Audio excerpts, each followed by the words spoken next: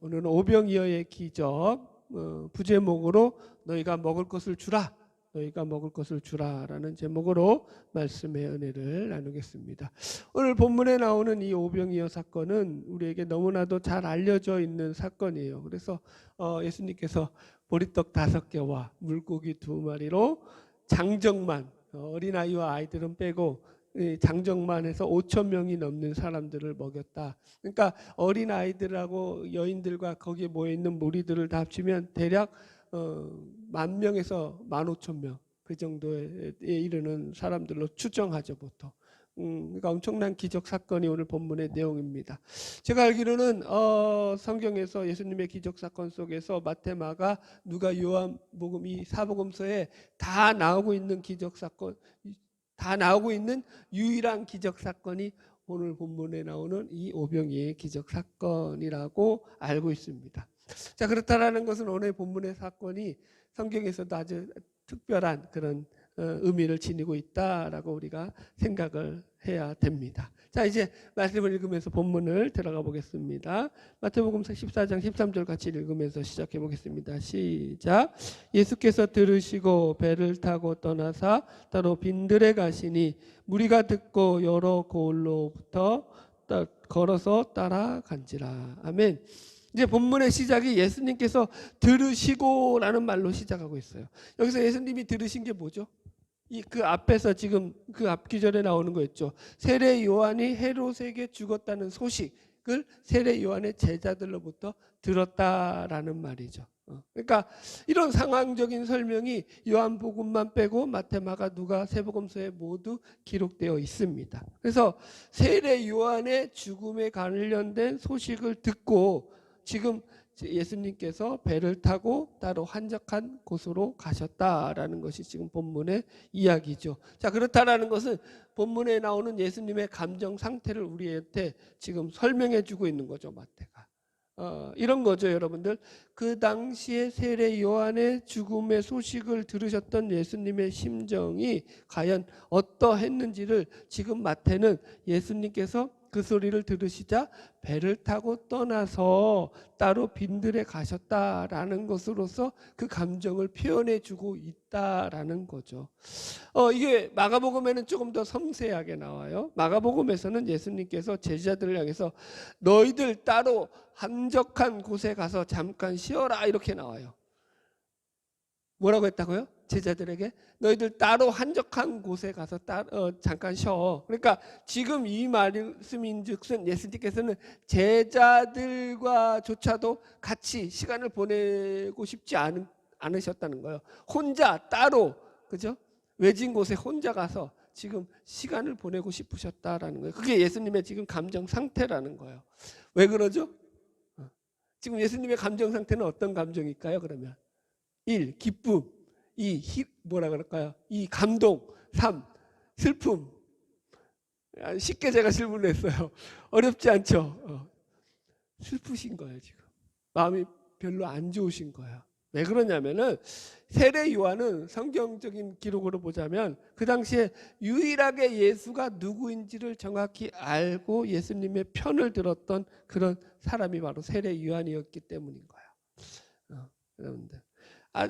옛날에 제가 이런 경험이 있었어요. 우리 막둥이가 태어나기 전에 이제 첫째, 둘째, 셋째만 있을 때였어요. 그러니까 셋째가 아마 학교 가기 바로 직전이었던 걸로 기억을 해요. 그때 이제 제가 이제 교회 사역을 하면서 힘들었던 시간이 있었던 것 같아요. 그래서 지쳐가지고 집에 들어와가지고 막 힘들어하고 있는데 제 표정이 좀 그게 드러났나 봐요. 그런데 우리 첫째하고 둘째는 제가 힘든 게 관심이 없어요. 지들 사는 게 그때 한창 사춘기잖아요. 지들 세계에 빠져가지고 막 그럴 시절이었거든요. 그런데 우리 셋째가 제 얼굴을 유심히 본 거죠. 그랬더니 저를 보고 우리 셋째가 그랬어요. 아빠 뭐 힘든 일이 있어? 아빠 힘들어 보여. 아빠 좀 쉬어야겠네. 이렇게 이제 저에게 얘기해 주는 거예요. 뜻밖의 큰 위로를 받았죠. 우리 셋째가 저를 알아준 거죠. 제 마음이 힘든 걸 알아줬을 때 사람은 그렇죠. 사람은 위로가 어디로부터 오죠? 자신을 알아주는 사람이 있을 때 거기로부터 사실은 위로를 얻죠. 힘든 것도 힘든 건데 사실은 그 힘듦을 나 혼자 고스란히 감당한다라는 게 우리는 인생의 가장 큰 무거운 어떤 그죠? 더 큰 고난으로 닥칠 때가 있죠. 예수님에게 세례 요한은 그런 존재였죠. 예수님의 사역을 유일하게 이 사역의 본질을 알고 그분을 위로해 줄 수 있었던 그 마음 한켠에 큰 위로자였다라고 우리는 그렇게 생각해 볼 수 있죠. 그런 요한이 죽은 거죠, 여러분들. 그러니까 지금 예수님의 마음이 좋으실 리가 없죠. 그래서 지금 따로 한적한 곳으로 가셔서 보세요. 배 타고 갔다고 하잖아요. 무리들을 피하기 위해서 그렇게 가신 거거든요. 여러분, 신약 성경에서 예수님의 죽음 외에 사람의 죽음을 이렇게 길게 얘기한 것은 세례 요한하고 스데반밖에 없거든요. 여러분 보세요. 이 세례 요한의 죽음은 그냥 한 인간의 죽음을 이야기하는 것이 아니라 그 죽음이 예수님의 죽음의 예표가 되기 때문에 세례 요한의 죽음을 이렇게 성경에서 길게 기록하고 있는 거예요. 그러니까 보세요. 세례 요한이 그가 무슨 죄를 지어서 죽었나요? 그가 무슨 잘못을 해서 죽었나요? 그렇지 않죠. 오히려 그가 죽은 이유는 죄에 굴복하지 않았기 때문에 죽었거든요. 그죠? 이해 가세요? 세례 요한은 죽음이 그랬죠. 헤롯의 죄에 대해서 그것이 죄라고 선포를 했으며 헤로디아의 악한 행동에 대해서 굴하지 않고 그들이 지은 것들이 악하다라고 외쳤기 때문에 죽었죠. 이런 거죠. 그의 죽음은 의와 진리를 위한 죽음이었고 죄의 권세를 무너뜨리는 죽음이었죠. 그래서 이 죽음이 곧 예수 그리스도의 죽음의 예표가 되다라는 거죠. 자, 정리합시다. 여러분이 만약에 세상에서 유일하게 자신을 알아주던 사람, 자신에게 정말로 소중했던 그런 존재가 죽었다면 마음이 어땠을까요? 그 마음은 여러분들 이루 헤아릴 수 없는 큰 슬픔으로 찾아오겠죠. C.S. 루이스가 쓴 헤아려본 슬픔이라는 책에 보면은 그가 이제 사랑했던 여인이 죽잖아요. 먼저 세상을 떠나고 난 뒤 그녀의 부재로 인한 그 슬픔과 고통이 얼마나 컸던지 C.S. 루이스가 얼마나 대단한 사람입니까? 얼마나 멋진 신학적인 책들을 많이 쓰고 예수 그리스도에 대한 그 변증을 훌륭하게 해냈습니까? 그 흔들림 없던 믿음이 그가 얼마나 그 슬픔이 컸던지 심지어 자기의 믿음이 흔들린 정도로 힘들었다, 슬펐다라고 그 책에서 기록하고 있죠. 인간은 왜냐하면 어떤 동물이기 때문에 감정의 동물이기 때문이죠. 우린 감정이 있죠. 예수님도 지금 그 감정을 느끼고 계신 거죠, 여러분들. 이런 상황 속에서 예수님께서 이제 홀로 빈들에 나가시는 거예요. 그런데 예수님의 이런 전후 사정을 다 모르고 있던 백성들은 예수님의 마음은 아령곳 없이 예수님을 쫓아와가지고 지금 예수님한테 매달리는 거죠. 자, 본문 말씀 계속 보겠습니다. 14절 말씀 읽읍시다. 시작. 예수께서 나오사 큰 무리를 보시고 불쌍히 여기사 그 중에 있는 병자를 고쳐주시니라. 그죠? 여기 13절 앞에를 마저 봐야 되는데 예수께서 배를 타고 떠나서 따로 빈들에 가서 한적한 곳에 가셔서 혼자 있기를 원했는데 무리가 듣고 여러 고을로부터 걸어서 따라갔다고요. 예수님을 쫓아갔다고요. 그죠? 그렇게 말하는 거야. 그런데 예수님께서 예수님을 따라오는 그 무리들을 향해서 큰 무리를 보시고 불쌍히 여기셨다 이렇게 나오죠. 예수님은 자기 감정에 지금 빠져 있을 시간도 없으신 거죠. 예수님은 지금 내 마음이 너무 힘들어. 그러니까 너희들 돌아갔다가 한 이틀이나 아니 한 3일 뒤에 와. 그때 와서 다시 이야기하자라고 말씀하지 않죠. 그들을 귀찮아하지 않으시죠. 오히려 그들을 향해서 불쌍히 여기셨다고 하죠. 여기서 불쌍히 여기다라는 말에 이 헬라어 원어의 뜻이 뭐냐면은 내장이 끊어지다라는 뜻이에요. 내장이 창자가 끊어진다라는 얘기예요. 여러분 이게 왜 그런 말이 나오냐면 유대인들은 사람의 마음이 내장에 있었다고 생각했다는 거예요. 우리는 요즘 시대는 그 마음을 하트라고 하죠. 우리 마음에 있다라고 하잖아요. 하트 심장에 있다라고 표현을 하잖아요. 마치 그런 것과 비슷해요. 그래서 지금 예수님이 내장이 끊어질 듯한 그런 마음가짐으로 그 무리들을 바라봤다라는 것은 그만큼 그들을 향한 긍휼과 자비와 연민의 마음이 있으셨다라는 거죠. 지금 예수님은 쉬어야 돼요? 계속 일하셔야 돼요? 여러분들은 누구 편 들을 거예요? 예수님이 쉬어야 돼요, 말아야 돼요?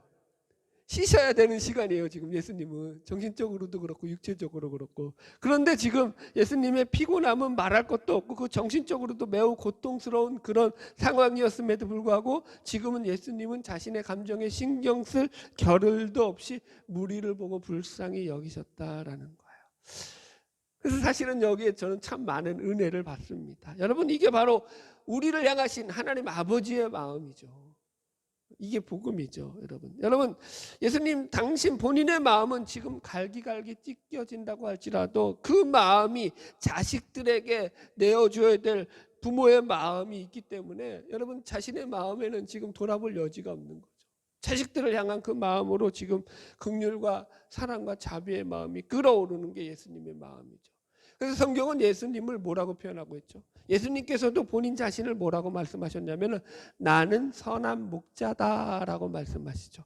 선한 목자는 양들을 위하여 자기 목숨을 버리거니와 이렇게 말씀하시죠. 네.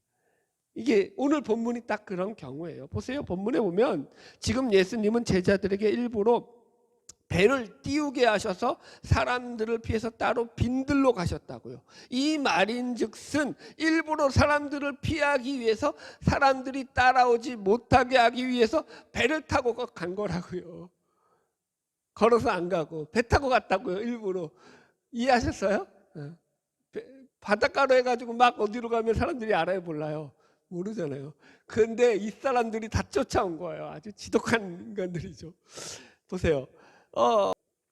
동일한 본문을 다루고 있는 마가복음에 보면은 예수님께서 그들을 향해서 불쌍히 여기셨다라는 말씀을 어떻게 표현하고 있냐면은 그들이 목자 없는 양 같음으로 인하여 불쌍히 여기사 이렇게 나와요. 그들이 목자 없는 양 같았다라고 나온다고요. 그래서 그들을 불쌍히 여겼다라는 거예요. 이해하셨죠? 그러니까 목자 없는 양들이 목자를 본 거죠. 그러니까 어떻게 된 거예요? 너무나 이제 목자에 목말라 있었던 그 양들이 목자를 발견하고 목자에게 막 달려드는 게 오늘 본문의 상황인 거죠. 목자를 만나고 싶은 열망이 너무 강렬해서 그 목마름으로 지금 예수를 따라 나오는 거죠. 여러분, 이게 바로 사실은 우리가 교회 나오는 큰 이유이기도 하죠. 여러분들이 교회를 왜 이렇게 찾아 나오시겠어요? 주일날마다. 그죠? 이렇게 물어볼까요? 주일날 난 교회 가고 싶지 않아. 교회 가고 싶은 마음과 교회 가기 싫은 마음이 공존할 때가 있죠. 그래서 이게 서로 충돌했을 때 그래도 가야지 해서 나온 분들도 있죠. 뭐 여러 가지 원인이 있죠. 여러분, 저는 교회 가고 싶지 않았을 때가 있었을까요? 없었을까요? 대답 잘하세요. 저는 목사입니다. 목사인 제가 교회 가고 싶지 않았을 때가 있었을까요? 없었을까요? 물론 있었죠. 뭐 유명한 유머 있잖아요. 아들이 이제 엄마한테 그런 거죠. 엄마, 오늘 교회 안 가면 안 돼? 안 돼, 가야 돼. 꼭 가야 돼. 다른 사람은 몰라도 너는 가야 돼. 엄마, 나 오늘 정말 교회 가기 싫은데. 아들이 그래요. 그러니까 엄마가 뭐라 그랬다고요? 야, 네가 목사잖아. 그러지. 목사가 교회 안 가면 어떡하니? 웃긴 얘기죠, 여러분들. 여러분 보세요. 교회를 그리스도의 몸이라고 얘기를 하죠. 왜 교회를 그리스도의 몸이라고 얘기를 하죠? 그의 머리를 그리스도라고 얘기하죠. 그래서 유기적으로 연합되어 있다고 표현을 합니다. 보세요. 왜 그런 표현을 하냐면 교회는 양들을 돌보고 보살피는 일에 너무나 절실한 사명이 있기 때문인 거예요. 교회가 가진 가장 큰 사역 중에 하나가 양들을 돌보고 보살피는 일이기 때문인 거죠. 여러분들 보세요. 예수님께서 베드로를 부르실 때도 베드로를 부활하시고 난데 베드로를 만나시고 그에게 다시 사명을 맡기실 때도 그에게 뭐라고 말씀하셨다고요? 내 양을 먹여라. 내 양을 치라라고 했죠. 목양의 사명으로 말씀하셨죠. 너가 할 일은 양들을 돌보는 일이야 라고 말씀하시죠. 여러분들. 그래서 교회가 맡은 가장 큰 역할 중에 하나가 저는 바로 이거라고 생각해요. 바로 참 목자 되신 예수님을 만나게 하는 곳, 이 교회가. 아멘. 여러분들이 이 교회에 나오셔서 참 목자 되신 예수님을 만나는 거죠. 그분이 주시는 평안과 위로를 느끼는 거죠. 세상에서 느낄 수 있는 평안과 위로가 아니라. 자, 다시 질문할게요. 요즘은 제가 교회에 나오는 것을 아주 좋아할까요? 아니면 여전히 오늘은 너무 가기 싫어, 이런 마음들이 있을까요? 역시 눈치가 빨라야 돼. 인간은 눈치로 먹고 살아. 맞아요. 아주 좋아하죠. 여러분을 만나는데도 아주 좋아했죠. 제가 왜 좋아했을까요? 여러분 한 명들이 한 분 한 분이 너무 보고 싶었죠. 왜 그랬을까요? 예수 그리스도의 복음을 여러분들에게 전할 수 있다는 거죠. 여러분들에게 그 복음을 알려드릴 수 있다는 기쁨이 있죠. 할렐루야. 예. 자, 말씀 계속 읽어보겠습니다. 우리 15절로 넘어가 보겠습니다. 시작. 저녁이 되매 제자들이 나와 이르되 이곳은 빈들이요 때도 이미 저물었으니 무리를 보내어 마을에 들어가 먹을 것을 사 먹게 하소서. 이제 저녁이 되었으니까 제자들이 예수님에게 무리들을 각자 자신들의 마을로 돌려보내시기를 요청하고 있죠. 사실은 저녁이 되었으니까 집으로 돌아가는 게 맞아요. 그죠? 이게 제자들이 틀린 말 한 거예요? 아니죠. 아주 지극히 당연한 말을 한 거예요. 더군다나 여기는 지금 빈들이라고요. 외딴 곳으로 예수님이 도망쳐 왔는데 거기까지 지금 쫓아온 거잖아요. 그러니까 얼마나 더 사는 곳과 좀 격리되어 떨어져 있겠어요. 그러니까 빨리 돌려보내는 게 사실은 가장 상식적인 거죠, 여러분들. 그렇죠? 그렇다고 사람들이 여기 지금 예수님한테 올 때 먹을 것을 싸갖고 왔느냐? 그것도 아닌 거죠. 그러니까 이제 저녁이 되었으니까 배가 고플 거 아니에요. 빨리 돌려보내고, 왜 먹을 게 우리들에게 있었으면 그거 나눠주면 되는데 먹을 게 있어요, 없어요? 나눠줄 게 있어요, 없어요? 여러분들은 걱정하지 마세요. 우리 교회 언제든지 오셔도 나눠줄 게 있어요. 먹을 게 있어요. 할렐루야. 우리 교회 밥은 맛있죠. 할렐루야. 교회 밥은 맛있어야 돼요. 여러분, 이게 이렇게 표현할게요. 교회 밥이 맛이 없는 교회는 복음적이지 않는 교회예요. 무슨 그따위 말을 해요, 왜 목사라는 사람이? 전 이게 제 목회 철학이에요. 여러분, 성경에 얼마나 많이 천국을 갖다가 잔치로 비유하고 있는지 몰라요. 그죠? 천국은 잔치죠. 그죠? 예수님이 공생애를 시작하실 때 제자들과 제일 먼저 처음에 했던 일도 가나 혼인 잔치에서 일을 하셨죠. 예수님이 십자가를 지시기 전 제자들과 가장 마지막으로 보냈던 시간도 최후의 만찬이라는 시간을 보냈죠. 그죠? 먹는 게 얼마나 중요합니까? 이거 좀 오버일 수 있는데, 여러분 천국에 가서 여러분들이 맛있는 걸 못 먹을 거라고 생각하지 마십시오. 저는 그런 천국일랑은 생각하고 있지도 않아요. 제 머릿속에 있는 천국은 그런 곳이 아니에요. 내 오감을 가지고 얼마든지 행복하고 즐거운 것들이 날마다 누려지고 맛있는 것들을 마음껏 누릴 수 있을 겁니다. 보세요, 여러분, 저는 살이 찐 사람이 아니에요. 뚱뚱한 사람이 아니에요. 먹는 것을 그렇게 밝히는 사람이 아니에요. 먹는 것을 좋아하기 때문에 이런 얘기를 하는 게 아니라고요. 이게 복음적이기 때문에 얘기한다고요. 우리들이 상상하는 훨씬 그 이상으로 하나님은 우리에게 풍성한 것들을 주시죠. 아멘? 네. 뭔 얘기하다가 삼천포로 빠졌어. 먹는 얘기하다가. 오늘도 먹는 얘기니까 어쨌든, 그죠, 여러분들? 그래서 지금 예수님께서 이 제자들의 당연한 말을 듣고 이렇게 말씀하시죠. 16절 읽어봅시다. 시작. 예수께서 이르시되 갈 것 없다. 너희가 먹을 것을 주라라고 말씀하시죠.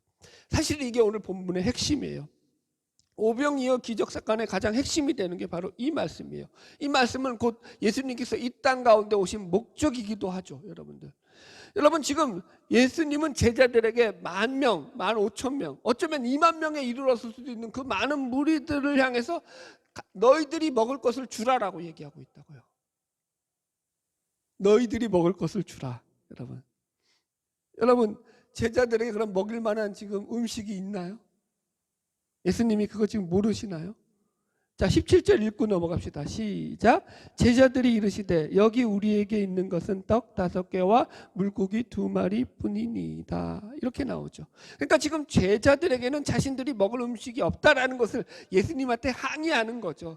예수님 보세요. 우리에게는 보리떡 5개와 물고기 2마리 밖에 없어요. 이게 오병이어죠. 그래서 오병, 보리떡 5개, 이어 물고기 2마리. 우리 교회 주보도 오병이어죠. 그래서 여러분, 그러니까 예수님 앞에 이렇게 항의하는 거예요. 이것 가지고 도대체 뭘 하란 말입니까, 예수님? 우리가 할 수 있는 게 아무것도 없지 않아요. 그러니까 예수님의 이 요구는 매우 황당하고 당황스러운 요구죠. 그런데 성경은 이게 기독교고 이게 복음이라고 우리에게 말하고 있는 거예요. 예수님께서는 제자들에게 그들이 전혀 할 수 없는 일을 해보라고 지금 요청하는 거죠. 절대 할 수 없죠, 여러분. 우리들은 이렇게 생각할 수 있어요. 아니, 어떻게 사람들이 할 수 없는 그 일을 요구하느냐, 할 수 없는 일을 해보라고 말하느냐, 그거 너무 잔인한 일 아니냐. 기독교는 어떤 면에서 잔인하죠. 그런 식으로 보자면 원수를, 그죠? 사랑하라. 너무 잔인하지 않나요? 네, 왜요? 왼편을 때리든 오른편을 때리든 하여튼간 어느 뺨을 때렸다고 합시다. 네 왼편을 때린 자에게 네 오른편까지 돌려대라. 너무 잔인하지 않나요? 그래요, 안 그래요? 여자를 보고 음욕을 품는 자마다 다 지옥불에 떨어질 거다. 이것들아, 각오해라. 이거 여자들 안심하지 마세요. 당신들은 음욕이 없나요? 똑같죠. 너무 잔인해 보이죠. 지금 여러분들 복음을 우리가 잘 이해해야 돼요. 이게 세상의 종교와 기독교가 가장 큰 차이점이에요. 세상의 모든 종교들은 뭐라고 하냐면 자꾸 너희들이 뭔가를 해보라는 거예요. 그런데 그 해보라는 것이 너희들이 할 수 있는 일을 하라는 거죠. 기독교는 너희들이 할 수 없는 일을 하라는 거고요. 이게 다르죠. 보세요. 세상의 종교는 뭐라고 하죠? 너희들이 할 수 있는 한 최선의 정성과 최고의 치성을 올려서 너희들이 믿는 그 신을 감동해 보라는 거죠. 그러면 그 신이 너희들이 드린 그 정성을 받아서, 감동을 받아서 너희들에게 무언가 해줄 수 있을 것이다. 너희들을 도와줄 수 있을 것이다 라고 말하죠. 그러나 기독교 복음은 그렇지 않죠. 예수님은 이 땅에 오셔서 어느 누구에게도 여러분들 그들에게 무엇을 해보라고 요구하신 적이 있나요? 이건 좀 잘 해석해야 돼요. 우리는 많이 예수님이 뭘 요구한 것처럼 이해하잖아요. 지금도 예수님이 뭘 요구하신 것처럼 보이잖아요. 그러나 이 요구는 사실은 예수님이 요구하신 게 아니에요. 그들이 할 수 있는 일을 요구할 때 그게 요구가 되죠. 제가 여러분들에게 이렇게 할게요. 여러분들 다음 주에 다 성탄절 예배가 있으니까 여러분들은 성탄절 다 예배 때 100억 이상씩 헌금을 하셔야 됩니다. 저보고 미쳤다고 하겠죠. 할 수 없는 일을 말하죠. 그죠? 말이 돼요, 안 돼요? 말이 안 되죠. 이해하시겠어요? 기독교 복음 안에는 이런 게 들어가 있다고요. 자, 보세요. 다시 설명할게요. 지금 겉으로 보면은 너희들이 먹을 것을 주라고 하니까 예수님이 그들에게 뭘 하라고 요구하신 것 같잖아요. 명령하신 것 같잖아요. 그러나 예수님은 그 말씀을 하실 때 그들이 그 일을 할 수 없다라는 것을 아셨을까요? 몰랐을까요? 누구보다 잘 알고 있죠. 그런데도 예수님께서 굳이 이 말씀을 하시는 의도가 뭐죠? 목적이 뭐죠? 이 말씀을 하시는 동시에 예수님의 마음속에서는 이런 마음이 있으셨던 거예요. 이 책임을 예수님 자신이 책임질 마음으로 결심한 의지를 가지고 지금 이 말씀을 하시는 거죠. 제자들에게 책임지라는 얘기가 아니죠. 예수님이 책임지겠다라는 것을 지금 이제 그 말씀의 그 첫 고리로서 하는 게 너희들이 먹을 걸 줘보라라는 거예요, 여러분들. 이해하시겠습니까? 따라오시죠. 자, 보세요. 다른 복음서들과 이 본문을 조금 비교해 드리자면 이거예요. 요한복음에 보면은 이 보리떡 5개와 물고기 2마리가 그곳에 모여 있는 무리 중에서 어린 아이가 싸웠던 도시락으로 나와요. 그래서 예전에 목사님들은 이 본문의 설교를 가지고 이런 말씀을 많이 하셨죠. 어린아이가 가지고 나온 이 보리떡 5개와 물고기 2마리를 통해서 예수님이 이렇게 큰 기적을 행했습니다. 이 보리떡 5개와 물고기 2마리는 우리의 작은 헌신과 순종을 말합니다. 그러므로 여러분들 주님 앞에 순종하시고 헌신하십시오. 그러면 여러분들은 주님의 놀라운 역사를 보게 될 것입니다 라고 설교를 하셨죠.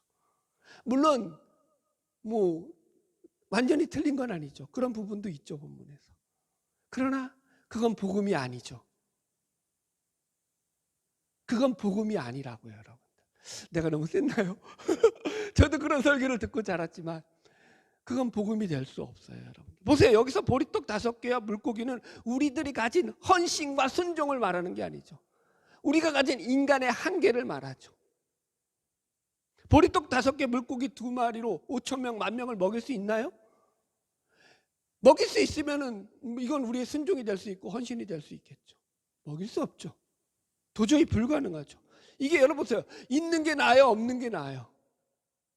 차라리 없으면 아예 그러니까 없으니까 말하기 편하죠. 그런데 이거 있으니까 뭐예요? 이거 있음으로 인해서 어떻게 되는 거예요? 더 비참해지잖아요. 이해 가세요? 10,000명을 먹여야 되는데 보리떡 5개, 물고기 2마리밖에 없어요. 그걸 한번 이제 만조각씩 쪼개봅시다 한번. 비참하지 않아요? 더 비참하죠. 더 처량하죠. 아예 없으면 굶어버리면 되는데 이거 누구한테 입에 뭐야 뭘 해야 돼? 뭔가 입에 뭐 한다 그러죠? 입에 풀칠할 수도 없고 이거 어떡할 거야 이걸로. 이해 가시겠어요, 여러분? 그러니까 이 말씀에서 이 보리떡 5개, 물고기 2마리의 주제는 인간의 한계를 상징한다고요. 이해하셨죠? 세례 요한의 죽음에서 헤롯이 요한을 죽일 수밖에 없었던 그 인간의 한계가 지금도 똑같이 나온다고요. 계속 본문에서 연결되어지는 거죠. 그러니까 이게 우리가 이걸 가지고 자꾸 이런 식으로 해석하면 안 돼요. 우리가 하나님께 가져고 나온 것이 얼마나 되느냐, 우리가 하나님께 바친 정성이 얼마나 되느냐가 여기에는 포함되어 있지 않다고요. 이해하시겠어요? 여러분들 이 본문에서 가장 핵심되는 주제는 뭐냐면은 목자 없는 양같이 헤매는 자들, 목마른 자들에 대한 주님의 긍휼과 사랑이죠. 그리고 우리가 가진 그 무엇 가지고도 우리의 목마름을 채울 수 없다라는 거죠. 할렐루야. 여러분, 기독교의 기적이라는 것은 우리가 무엇을 준비해서 이루어지는 것이 아니에요. 오히려 그 반대죠. 우리가 할 수 없는 것, 우리가 이룰 수 없는 것을 주님이 이루시는 것이 기적이에요. 지금 우리들이나 무리들이나 제자들이 예수님 앞에 나와서 한 일이 뭐가 있죠? 한 일이 뭐가 있죠? 아무것도 없죠. 그분 앞에 나와 있는 거죠. 제자들은 계속 지금 무슨 생각하죠? 예수님 왜 그러세요? 왜 우리를 당황케 하십니까? 왜 말도 안 되는 일을 우리에게 요구하셔서 우리를 시험에 들게 하십니까? 이렇게 지금 계속 예수님 앞에 반발하고 있죠. 어떻게 보면 여러분들. 다른 복음서에 보면은 예수님에게 이렇게 말해요, 제자들이. 우리에게는 빌립이 그러죠. 예수님, 이 많은 사람들을 먹이려면은 최소한 200데나리온의 돈이 필요한데 우리에게는 그 돈이 없어요. 예수님, 뭘 알고나 말씀하십시오. 아주 건방지죠. 예수님 앞에서 그런 식의 뉘앙스로 말을 하죠, 여러분. 여기 보리떡 5개와 물고기 2마리도 그거죠. 이것을 어떻게 이 많은 사람을 먹일 수 있겠느냐라는 거예요.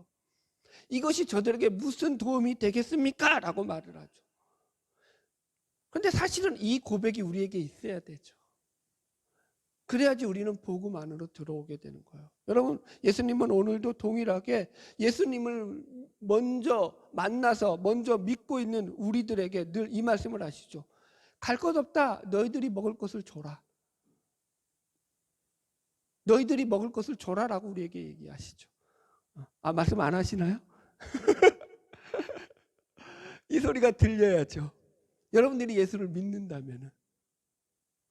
그럼 우리는 거기에 대한 반응이, 우리의 반응은 뭐죠? 늘 먹을 것을 주라 그러는데 줄 게 있어요, 없어요? 없죠. 우리는 늘 보세요.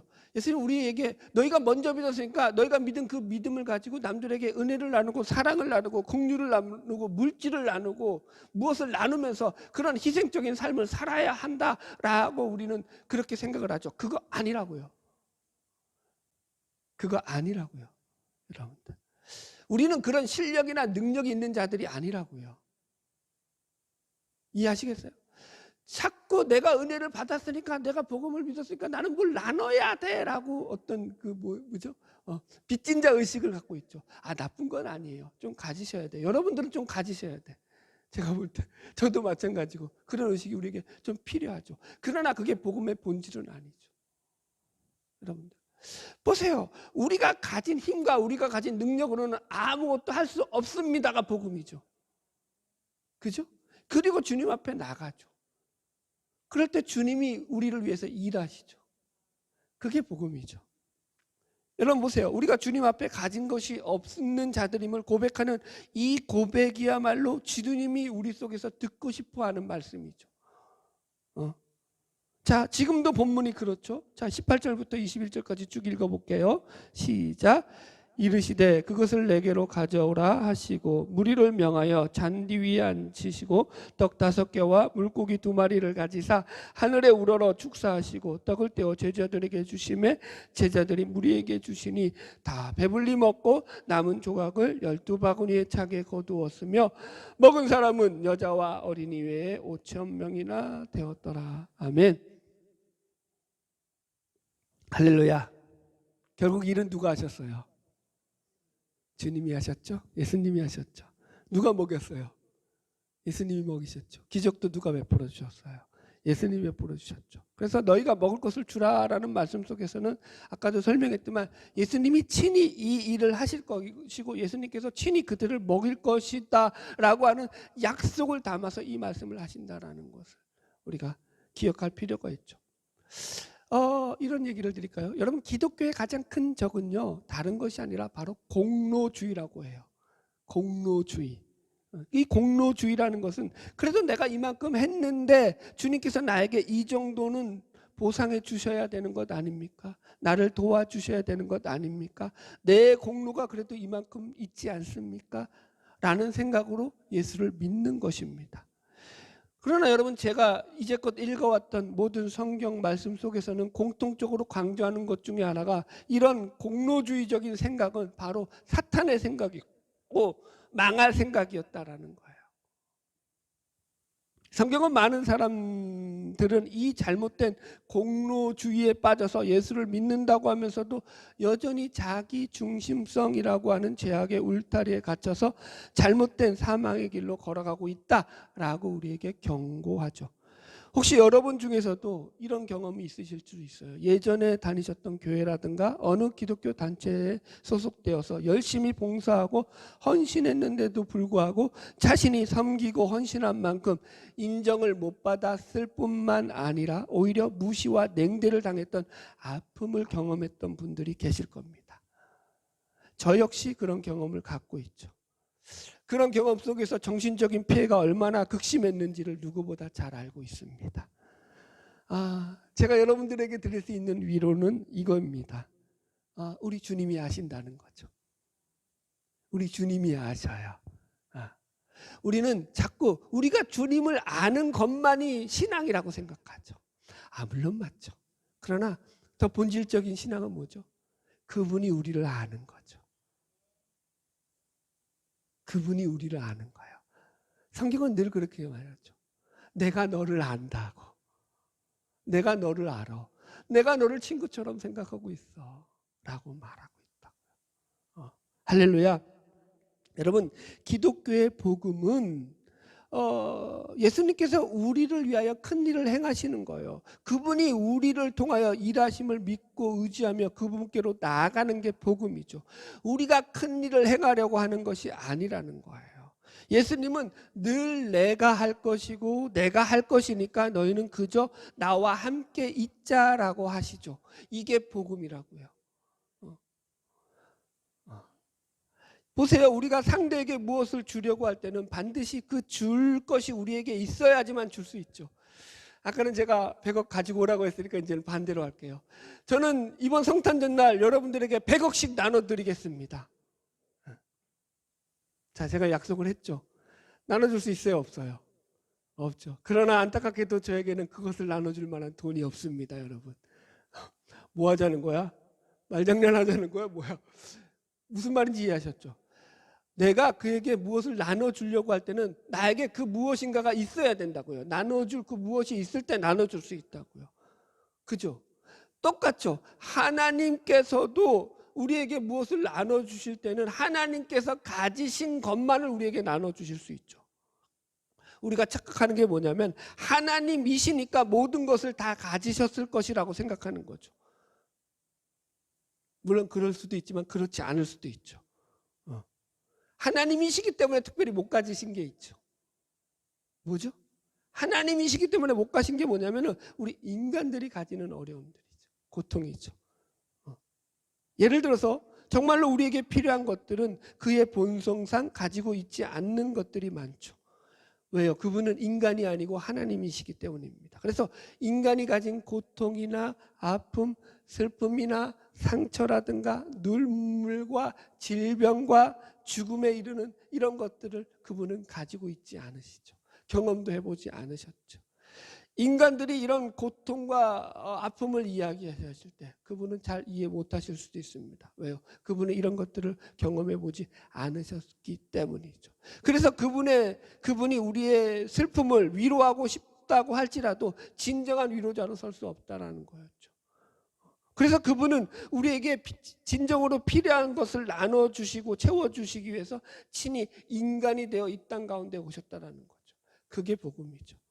인간이 되어서 그분이 이 땅 가운데 오심으로 인간으로서 겪을 수 있고 죽을 수 있고 인간에서 느낄 수 있고 당할 수 있는 수많은 고통과 질고와 멸시와 슬픔과 고난과 아픔을 겪으셨다고 말하는 거죠.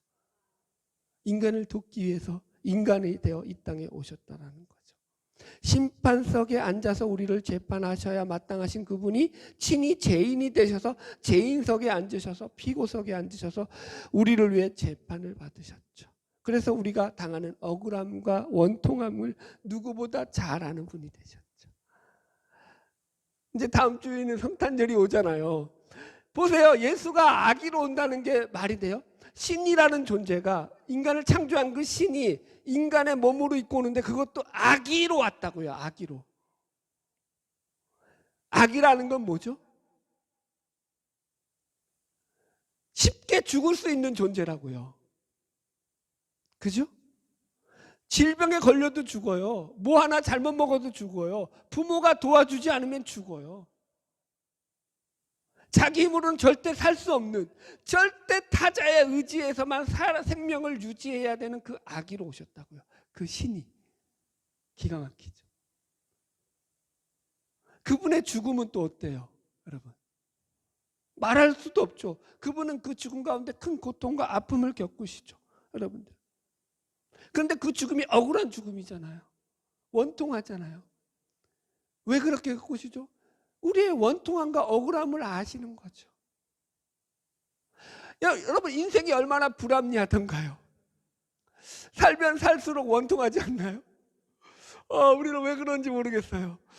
저도 인생이 좀 너무 합리적이고 인생은 참 나이스하고 너무 봄날의 꽃처럼 화려한 거야 라고 말하고 싶어요.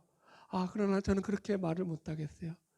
제가 50년 동안 살아오고 배워오고 겪어왔던 인생은 쌍막한 사막이었고 추운 시베리아 벌판이었죠. 연세 드신 분들에게 물어보고 싶어요. 여러분들의 인생은 그러지 않았나고. 마찬가지죠. 그 인생을 보듬어 안고 그 인생의 따뜻한 군불이 되기 위해서 예수님은 이 땅에 오셨다고요. 그 인생의 그 차가운 인생을 녹여주시기 위해서 이 땅 가운데 오셨다고요. 그게 복음이죠.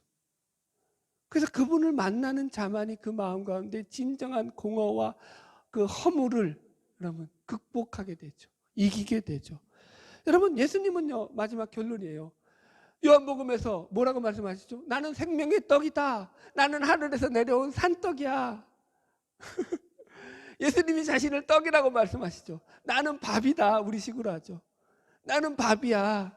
너희들이 내 살을 먹고 내 피를 마시며 너희들이 살아나 영원한 생명을 누려라고 얘기하죠. 이거 뭐 자세히 설명을 안 해도 아시죠? 여러분, 식인종이 되라는 얘기는 아니죠. 우리에게 그분이 주시는 것들을 누릴 줄 알아야 되죠. 오병이어의 기적은 바로 이거의 예표죠. 영원한 우리에게 생명을 주시는, 우리의 산떡이 되시고 생명의 떡이 되시는 그 예표가 바로 이 오병이어죠. 우리의 모든 필요를 채우시는 분이죠. 그래서 그의 피와 살을 먹고 함께 예수 그리스도와 연합하는 자들만이 영생을 누릴 것이다 라고 성경은 약속하고 있고, 이것을 복음이라고 한다고요. 다른 무엇을 하는 것이 복음이 아니라고요. 그저 그분이 주시는 기쁨을 누리세요. 그분을 만나세요. 그분이 주시는 평안을 누리세요. 그분과 연합하지 않는 한 절대로 내 안에서 무언가 나를 만족시키는 그 어떤 것도요, 그건 진정한 여러분의 만족을 이끌어내지 못할 것입니다. 바라기는 예수 그리스도 안에서 참 평안과 은혜를 누리며 살아가는 저와 여러분 되기를 주의 이름으로 축복합니다. 찬양하겠습니다.